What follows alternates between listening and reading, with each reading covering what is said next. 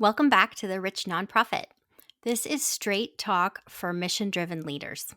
Today, we're talking about something that still runs most small to mid sized nonprofits into the ground, treating grant writing like it's a funding strategy. Let me give you a little math. Federal grants take, at least 100 plus hours to write. The success rate, around 10%. And you wait months to find out if it's even a yes. And you're doing all of that while still trying to run your organization, serve your people, and cover payroll.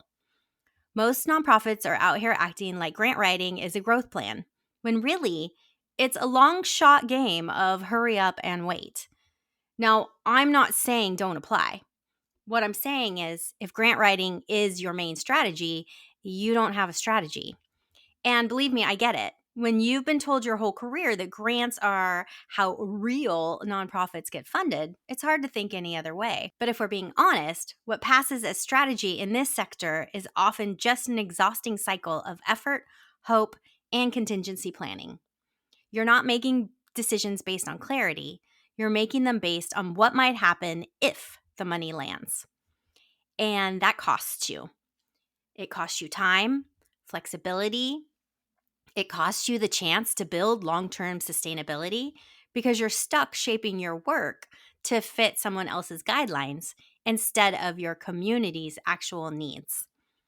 And I'm sure you've been conditioned to believe that money has to come through gatekeepers, that it's supposed to be hard, that it's noble to scope, that it's noble to scrape by, and that it's nonprofit work to run at a deficit.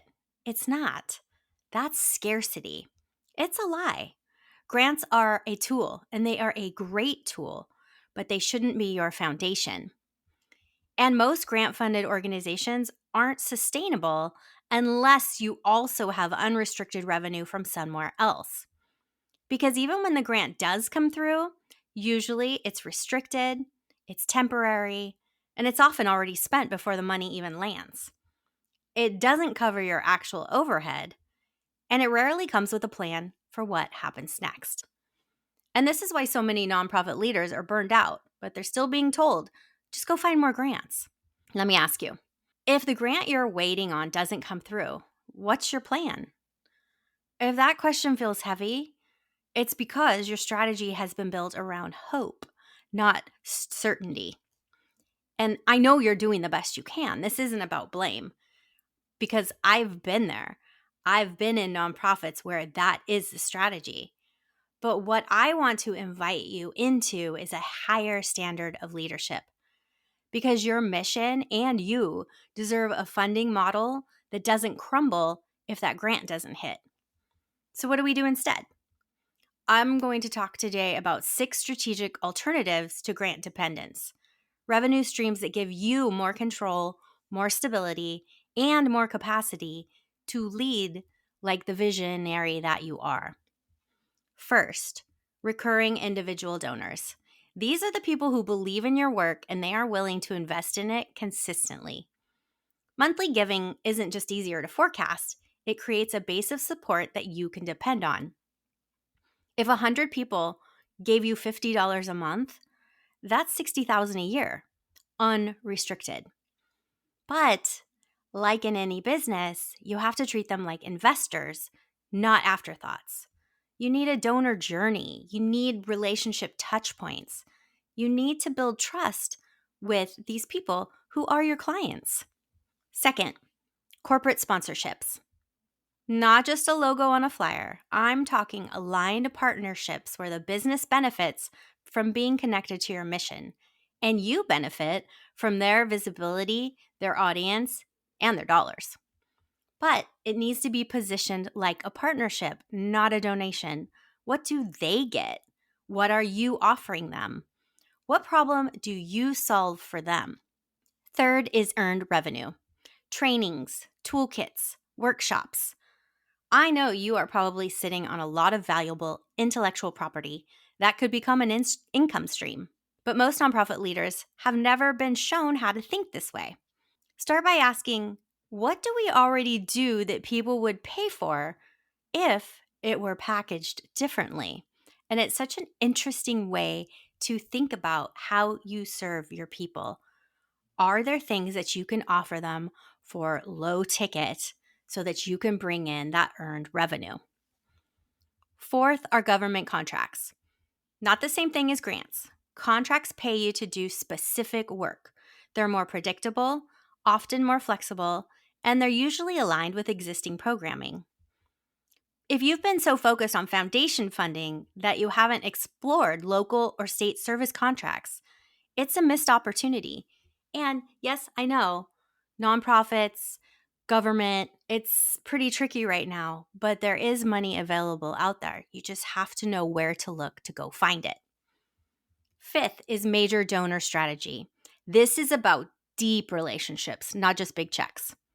Who already believes in your work but hasn't been invited to invest at a higher level? Your biggest donors are usually the people who already know the impact that you make.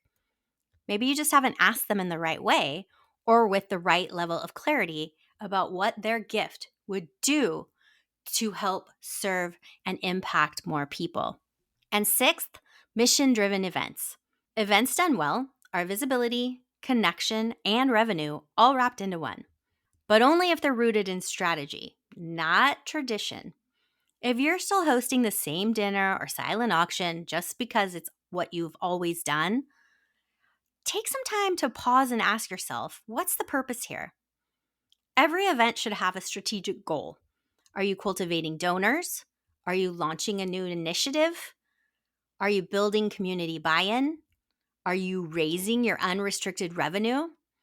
If this event is not doing one of those things, it's probably time to evolve.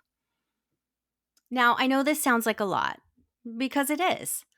This is why most nonprofits stay stuck, because shifting out of a grant-first model takes more than a new tactic. It takes a leadership shift. It takes deciding that your time is too valuable to be spent writing applications with a 90% rejection rate. It takes deciding that your mission is too powerful to depend on what a foundation board thinks is trendy this year or that they may want to support. And it also takes your vision to be fully resourced, not just occasionally supported. You've got to stop treating grants like a lifeline and start building a model that honors the work that you are here to do. So here's your next step. Take a look at your current revenue mix. Where is most of your money coming from? Then look at your calendar. Where is most of your time going? If these two things don't match, you've got a clarity problem.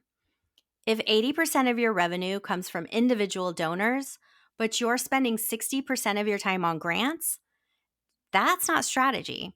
That's a habit that needs to be broken and time for you to realign so that you can go spend time with where your revenue is coming from. I talk about this and more in my Rich Nonprofit newsletter. It goes out twice a month with strategies, structures that I use with my private clients and tips on how to diversify your funding and move forward with your impact. And the link is in the show notes, so I hope you'll join me.